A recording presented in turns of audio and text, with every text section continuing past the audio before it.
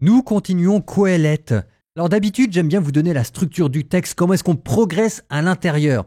Sauf que Qoheleth, écoutez, je me suis tapé à peu près une dizaine de commentaires. Ils proposent tous des plans différents. En fait, tout le monde s'arrache les cheveux pour essayer de trouver une structure, une progression dans la pensée de Qoheleth. Il y en a pas. On n'est pas dans un argumentaire logique, on est dans une méditation. C'est-à-dire qu'on prend le même thème que l'on ressasse, quitte à tourner et à retourner en rond, ce qui correspond d'ailleurs assez bien à la philosophie du Qoheleth. Le soleil se lève, le soleil se couche, les mers vont à la mer et la mer n'est jamais remplie, tout est vanité. Je reviens sur ce que je vous disais hier, qu'il fallait pas apporter des réponses trop vite et qu'il fallait quand même avoir le courage de regarder le tragique de la vie humaine. Et c'est pour ça que là, on explore des thèmes et, franchement, quoi, il faut les prendre pour ce qu'ils sont. Un mot couvert et qui ne dit pas son nom.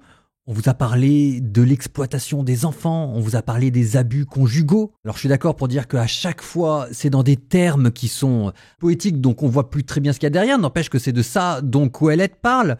On vous a parlé de la soif de pouvoir des politiciens. On vous parle du chaos social, on vous parle de la confusion morale, on vous parle des dangers de l'individualisme, on vous parle d'une violence endémique qui règne partout.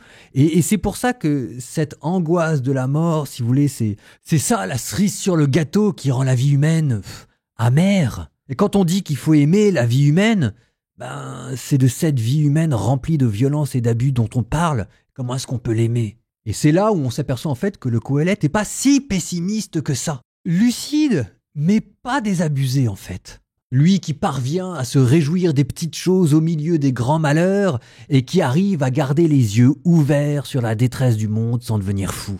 Et c'est ce même regard que Jésus avait sur notre condition. Il ne se faisait pas d'illusions sur ce que c'était que la vie humaine. Non, écoutez, il y a beaucoup de sagesse et bizarrement aussi beaucoup de tendresse dans ces textes pourtant au vitriol, mais qui nous rappellent ce que c'est que la vie humaine. C'est ce que je vous disais. Au moins c'est un texte, vous êtes sûr d'une chose, c'est qu'il se moque pas de vous et qu'il vous ment pas. Qoheleth, chapitres 7 et 8.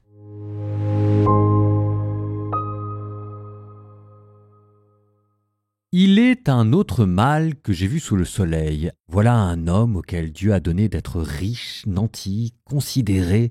Rien ne lui manque de tout ce qu'il souhaite. Mais Dieu ne lui a pas laissé le temps d'en profiter. Un autre, un étranger, en profite. Cela aussi n'est que vanité, mal cruel. Un homme peut avoir 100 d'enfants et avoir vécu de longues années, aussi nombreux qu'étaient les jours de sa vie. S'il n'a pas été heureux et comblé, s'il n'a même pas eu de sépulture, moi je dis que l'avorton a plus de chance, lui qui est venu dans la vanité, qui a passé comme une ombre, dont le nom reste enfoui dans les ténèbres. Il n'a même pas vu le soleil, il ne l'a pas connu, et il est plus tranquille que l'autre.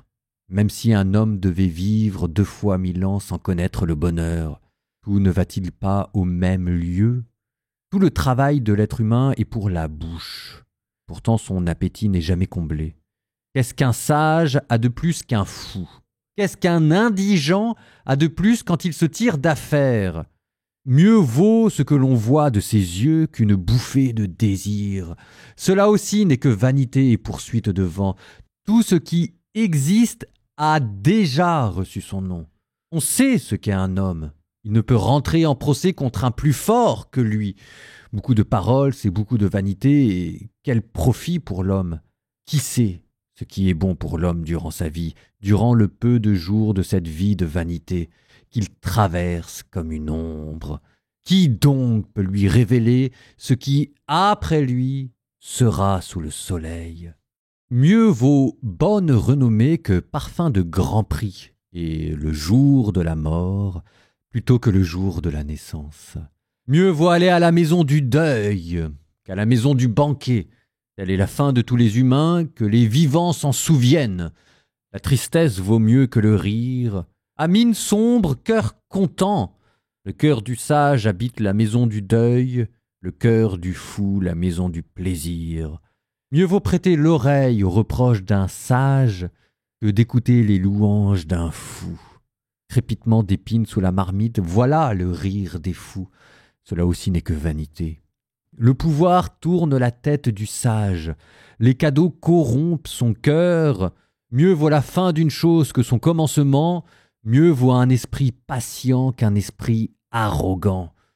Ne cède pas trop vite à la colère. La colère couve au cœur du fou. Ne dis pas d'où vient que les jours d'autrefois étaient meilleurs que ceux d'aujourd'hui. Ce n'est pas la sagesse qui t'inspire cette question. La sagesse est bonne autant qu'un héritage et bénéfique pour ceux qui voient le soleil. Oui, la sagesse met à l'abri, comme le fait l'argent, mais l'avantage de la sagesse est de faire vivre qui la possède. Regarde l'ouvrage de Dieu. Qui peut redresser ce que lui a courbé?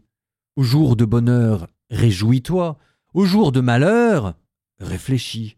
C'est Dieu qui a fait l'un et l'autre pour que l'homme ne sache rien de ce qui viendra après lui. J'aurais vu tout au long de mes jours incertains et le juste périr malgré sa justice et le méchant tenir malgré sa méchanceté. Ne sois pas juste à l'extrême. Ne fais pas le sage à l'excès. Pourquoi te détruire? Et ne sois pas méchant à l'extrême. Ne sois pas insensé. Pourquoi mourir avant l'heure? Il est bon que tu tiennes à ceci, sans pour autant lâcher cela, car celui qui craint Dieu réussit l'un et l'autre. La sagesse rend le sage plus fort que 10 gouverneurs dans la cité. Certes, qu'un homme sur terre n'est assez juste pour faire le bien sans jamais pécher. Ne t'attache pas non plus à tout ce que l'on dit. Ainsi tu n'entendras pas ton serviteur te maudire, car combien de fois tu as pris conscience d'avoir toi aussi maudit les autres? Avec la sagesse, j'ai expérimenté toutes ces choses.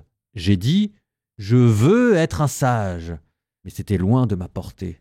Lointain tout ce qui existe profond, profond. Qui le découvrira? J'ai concentré ma réflexion pour connaître, explorer, rechercher la sagesse et la raison des choses, pour comprendre que la méchanceté est folie et la démesure sottise. Voici ce que je trouve. Il y a plus amer que la mort. C'est la femme, quand elle est un piège, quand son cœur est un filet et ses bras des chaînes. Celui qui plaît à Dieu lui échappe, mais elle a prise sur le pécheur. Et voilà ce que j'ai trouvé, dit Qoheleth, en prenant les choses une par une pour en découvrir la raison. Ce que j'ai cherché jusqu'à maintenant, je ne l'ai pas trouvé. Un homme entre 1000, je le trouve. Une femme entre toutes, je ne la trouve pas. La seule chose que j'ai trouvée, la voici. Dieu a fait l'homme droit, mais les humains ont inventé tant de détours.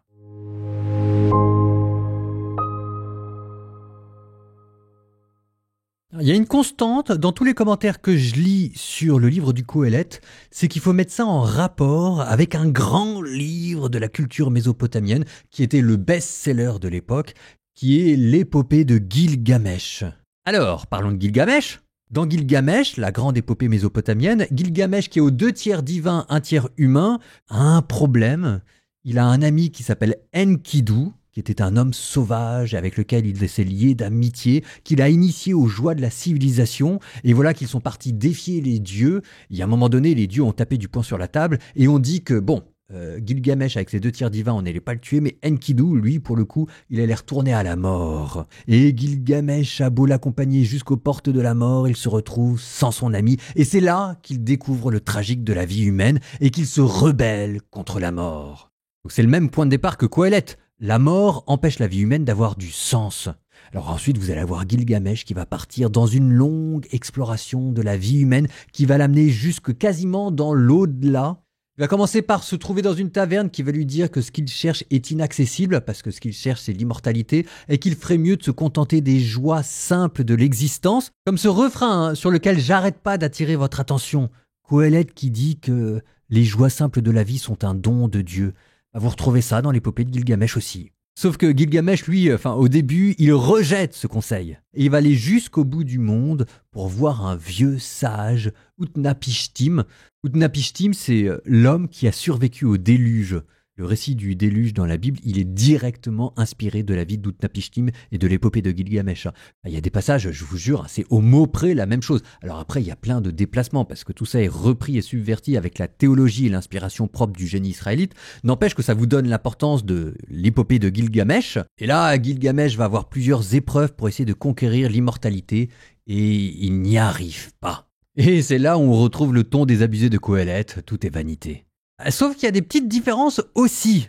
La première différence, c'est que Gilgamesh, son aventure naît d'une rébellion. Alors voilà quoi, il refuse d'accepter son sort, il refuse d'accepter son destin mortel et il part chercher une solution miraculeuse.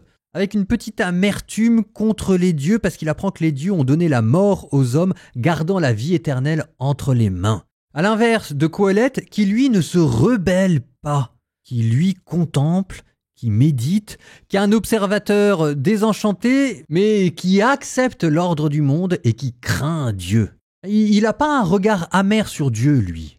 Donc il y a une angoisse chez Gilgamesh qui ne parvient pas à dominer ni à maîtriser, ce qui explique pourquoi est-ce qu'il part faire des exploits. C'est la tentative d'acquérir l'immortalité par la recherche d'un mythe, de devenir un mythe vivant dont le nom parvienne à traverser les générations, ce qui lui assurera une certaine forme d'immortalité. Alors que là, le Qoheleth, vous savez, survivre dans la mémoire humaine, ça lui dit pas grand-chose. De la même manière, quand Gilgamesh revient de ses épreuves, il décide de devenir un bâtisseur. C'est quelqu'un qui va bâtir une civilisation et on le voit dresser les murailles de la ville d'Uruk. À l'inverse de Qoheleth, qui a essayé, comme Salomon, de bâtir de grandes choses. Et on peut pas dire que c'est suffi à emballer son cœur. Mais au fond, vous savez, c'est lequel celui qui croit le plus dans l'humanité? Lui qui accepte une demi-solution? Gilgamesh, c'est une demi-solution qu'il accepte à défaut d'acquérir l'immortalité et la sagesse, celle des dieux en qui il voit des rivaux. Il va se contenter d'être un grand nom et de bâtir une civilisation. Mais c'est une vie par procuration, c'est là où je dis que c'est une demi-solution. Alors c'est lequel celui qui aime le plus l'humanité? Celui qui se contente d'une demi-solution ou celui qui dit tout simplement, écoutez, j'ai pas trouvé la réponse. Qoheleth, il se moque pas de vous. Il vous pose une question, il vous dit, vous pourrez tenter toutes les réponses que vous voulez, je les ai toutes essayées. Il n'y en a aucune qui marche. Vous pourriez même aller du côté des grandes épopées, des grands mythes, des grandes civilisations, etc., du progrès, de tout ce que vous voulez. J'ai tout essayé pour vous et j'aimerais vous dire que ça a marché, mais c'est pas vrai. Tout est vanité. Ah oui, j'ai pas de solution, moi, à vous donner. Mais au moins, je vous donnerai pas un ersatz de réponse, je ne vous donnerai pas une demi-vérité. Ah, c'est peut-être une manière d'aimer l'humanité qui est plus rude, et qui est peut-être aussi plus adulte et plus vraie. Bref, vous pouvez prendre Qoheleth comme une contre-épopée de Gilgamesh. C'est vous dire quand même à quel point c'est au vitriol cette affaire. Au nom du Père et du Fils et du Saint-Esprit, Amen.